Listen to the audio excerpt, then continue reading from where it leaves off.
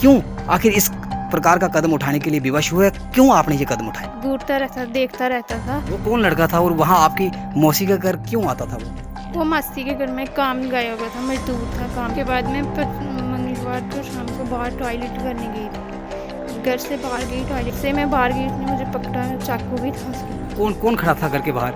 वो ही लड़का, मैंने पहचाना कि वो ही लड़का। उसने मुझे पकड़ा, चाकू भी रखा था मेरी गर्दन पे।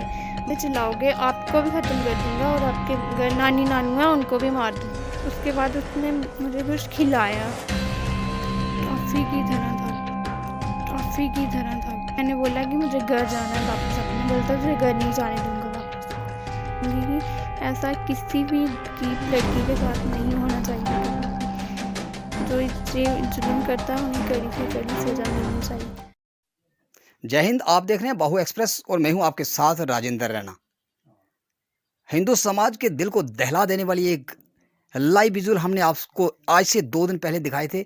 सुंदरबनी के साथ लगते कालाकोट सब डिवीजन के तरियाठ में एक ऐसी घटना घटी थी जिस घटना की समाज के प्रत्येक वर्ग में निंदा हो रही थी। प्रत्येक वर्ग इस घटना की निंदा कर रहा था और यहाँ का जो स्थानीय प्रशासन था, यहाँ के जो स्थानीय विश्व हिंदू परिषद और बजरंग दल के जो यहाँ के स्थानीय नेता थे, यहाँ का समाज जो सड़कों पर उतर आया था और प्रदर्शन के बाद ये जो समाज को कलंकित करने वाली जो घटना थी, इस घटना को पर अविलंब विराम लगाया जाए, उसके लिए यहाँ के प्रशासन ने पहल की और स्थानीय लोगों के दबाव में आकर आखिरकार जो हमारे समाज को कलंक करने वाली, जो कलंकित करने वाली जो घटना थी, उस घटना से पर्दा हट गया और जो इस घटना को अंजाम देने में मुलव्वस थे, शामिल थे, उन दोषियों को सलाखों के पीछे पहुंचाया गया। जी हाँ, हम बात कर रहे हैं एक ऐसा मामला प्रकाश में आया था जो हिंदू समाज की भावनाओं को आहत कर देने वाला था।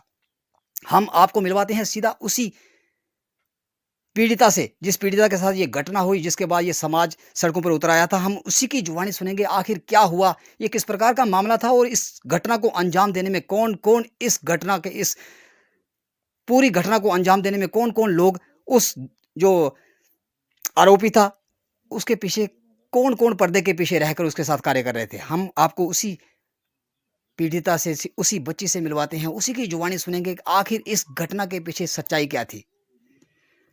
आप अपना नाम मत बताएँ, आप ये बताएँ कि आपकी आयु कितनी है और आपके साथ ये जो घटना घटी, ये समाज को कलंकित करने देने वाली ये जो घटना थी, इस घटना के पीछे सच्चाई क्या थी और आप क्यों आखिर इस प्रकार का कदम उठाने के लिए विवश हुए? क्यों आपने ये कदम उठाया? मेरी एज 18 साल 3 महीने है।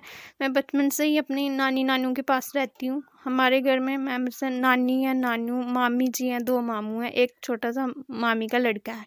हमारे यहाँ 2 महीने हो गए थे। मासी का घर है यहाँ से 10-15 मिनट दूर है।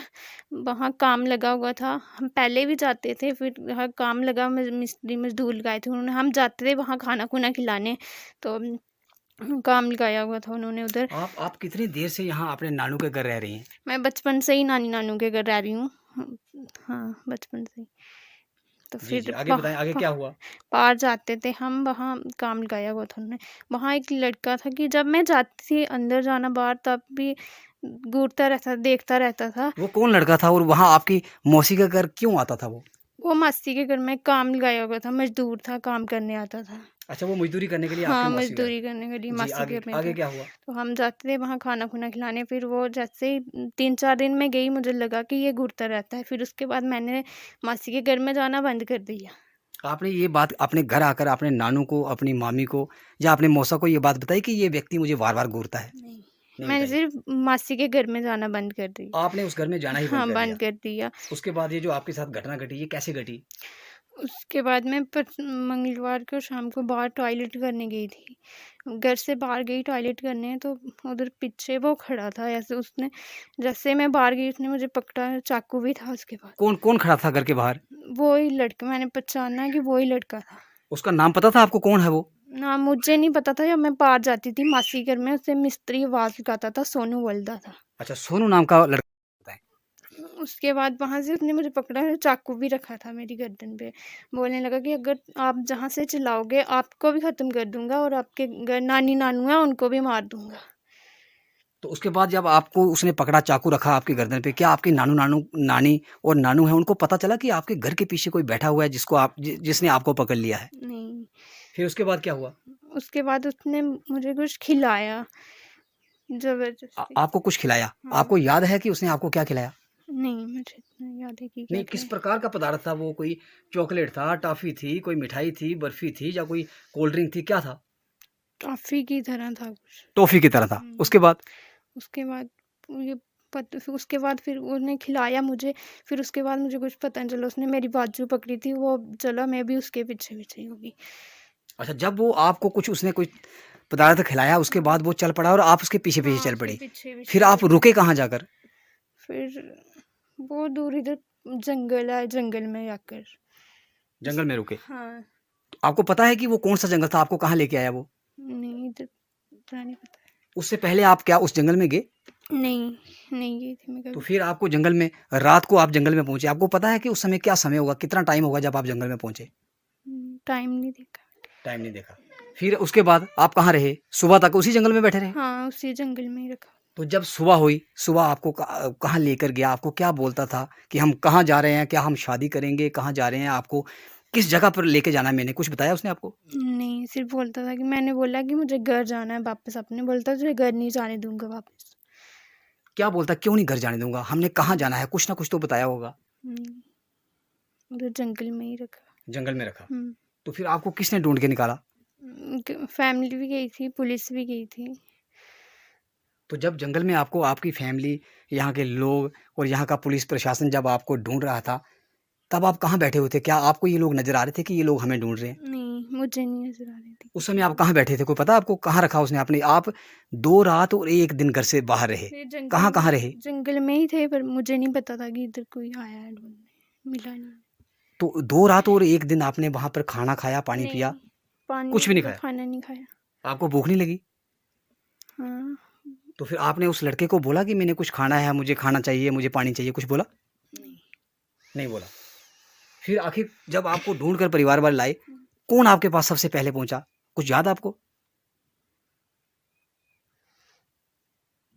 सबसे पहले हाँ, आपको किसने ढूँढ के निकाला? आपके घर वालों ने, आपके गाँव वालों ने या पुलिस वालों ने आपको कैसे ढूँढा? कहाँ थे आप बैठे हुए जब आपके पास कोई ढूँढने आपको पहुँचा? कुछ याद है? नहीं याद है। पुलिस नहीं गई थी ढूँढने। पुलिस आपको ढूँढने नहीं गई थी, आपको किसने पुलिस ढूँढा? गाँव बाद वालों? में गई है, पहले कुछ लड़के थे भैया, वो गए थे उधर, उन्होंने ढूँढा हमें। अच्छा, पहले कुछ भैया थे जो आपको ढूँढ कर लेके आए और आपको उन्होंने पुलिस के हवाले किया। हाँ, पहले वो गए थे, पुलिस बाद में आई। तो आपके ऊपर आपके साथ कोई छेड़छाड़ की हो, आपके पास कोई साथ कोई ज़ोर ज़बरदस्ती की हो उस लड़के ने? नहीं, नहीं की। तो फिर आप जब घर पहुँचे आपको पुलिस वालों ने लेके आए, आपको सीधे घर भेज के कहाँ रखा आपको? घर नहीं, हमें त्रियाट रखा था, पुलिस स्टेशन। ठीक। हुँ, फिर उसके बाद घर कब आए आप? उसके बाद दूसरे दिन सुबह रजौरी ले गए थे मेडिकल करवाने, उसके बाद नौशहरा गए थे कोर्ट में। नौशहरा कोर्ट में गए। हाँ, जज साहब के सामने आपकी हाँ, मुलाकात हुई, बयान हुए। हाँ, हो गए थे। तो अब ये बताएँ कि आपको वो घर से कुछ खिला के भगा कर लेके चला गया। तो इस घटना के पीछे कितनी सच्चाई है जो कहानी बता रहे हैं? ये सच है या आप ये कहानी बना के सुना रहे हैं? ये सच है, कहानी नहीं बना ये बिल्कुल सच्चाई है। हाँ, तो वो लड़का कहाँ है आपको पता है अभी? नहीं मुझे नहीं पता। आपको नहीं पता है। क्या इससे पहले आपने उस लड़के को कभी देखा था? क्या आपकी उससे मुलाकात हुई थी? मिले थे या टेलीफ़ोन पर बात होती थी? नहीं, टेलीफ़ोन पर कभी बात नहीं हुई? नहीं, मैंने सिर्फ़ बाहर खाना खिलाने जाती थी, उधर ही देखा था उसे। तो अब आप क्या माँग करेंगी यहाँ के प्रशासन से, जम्मू कश्मीर के एलजी मनोज सिन्हा से, डिस्ट्रिक्ट जो इंतजामिया है, यहाँ का जिला प्रशासन है, उसके जो मुखिया हैं, डीसी राजौरी से, आप क्या डिमांड करेंगी? क्या माँग करेंगी कि आपके साथ किस प्रकार का इंसाफ़, किस प्रकार का न्याय होना चाहिए? मैं सबसे यही माँग करूँगी कि ऐसा किसी भी गरीब लड़की के साथ नहीं होना चाहिए कभी भी। जो ये जुल्म करता है, उन्हें कड़ी से कड़ी सज़ा मिलनी चाहिए। जो इस प्रकार का जुल्म करता है, उसको कड़ी से कड़ी सज़ा मिलनी चाहिए। तो आपको विश्वास है, आपको उम्मीद है कि यहाँ का जो जिला प्रशासन है, आपके साथ पूरा इंसाफ़ करेगा? हाँ, आपको कोई नानी, नानू या मामा या मामी आपको तंग तो नहीं करती थी कि आप यहाँ से भाग के चले जाओ? नहीं, कोई नहीं तंग कोई नहीं करता था। तो आप कितनी पढ़े हैं? 11th 11th में, अभी आप 11th में पढ़ रहे हैं। हाँ, तो आपने सुना किस प्रकार एक पीड़िता की जुबानी, पूरी सच्चाई, इस जो पूरी कहानी थी, इस कहानी के पीछे सच्चाई क्या थी, उस पीड़िता की ही जुबानी हमने आपको सुनाने की कोशिश की और दिल को दहला देने वाली, हमारे समाज को झकझोर कर रख देने वाली ऐसी घटनाएं समाज में हर रोज देखने, सुनने और टीवी पर और अथवा अखबारों में पढ़ने को मिलती हैं। इस प्रकार की घटनाओं पर अंकुश लगाने के लिए क्या जिला प्रशासन, क्या यहाँ का जम्मू कश्मीर का एलजी प्रशासन किस प्रकार के ठोस कदम उठाता है, किस प्रकार की सजा इस प्रकार के दोषियों को देता है, ये आने वाले समय में देखने की और दिलचस्प बात होगी। यानी कि पीड़िता का गरीब बेटी का एक ही कहना था, इस प्रकार का जो अन्याय, इस प्रकार का जो जुर्म किसी गरीब बेटी के साथ भविष्य में ना हो, उस दोषी को कड़ी से कड़ी सजा देनी चाहिए, ताकि भोली भाली लड़कियों को अपने प्यार के जाल में फंसाकर इस प्रकार की घटनाओं को अंजाम देने वालों और उस घटना को इस समाज के अंदर पैदा करने के लिए और इस समाज से इस प्रकार की घटनाओं को अंजाम देकर उन्हें उनके मुकाम तक, उनके ठिकानों तक पहुंचाने के लिए जो दोषी इसमें शामिल हैं, उन सबको सलाखों के पीछे करना चाहिए, ताकि हमारे समाज, जिसे हम अपने समाज का भविष्य कहते हैं, हमारा जो युवा धन है, हमारी बेटियां हैं, उनको बर्बाद होने से, उनको बेइज्जत होने से बचाया जा सके। आप देखते रहें बाहु express. Video journalist Sachin Raina के साथ सुंदरबनी से मैं राजेंद्र रैना।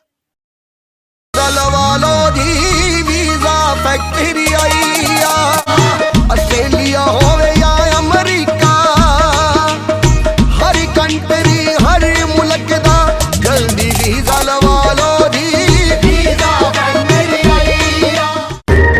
कभी बेड सोने के अलावा खेल का मैदान होता है, खाने की मेज पर खाने के अलावा अपनों का साथ होता है। इसीलिए तो हम कहते हैं कि एक मकान घर तब बनता है जब वो KS फर्नीचर से सजता है।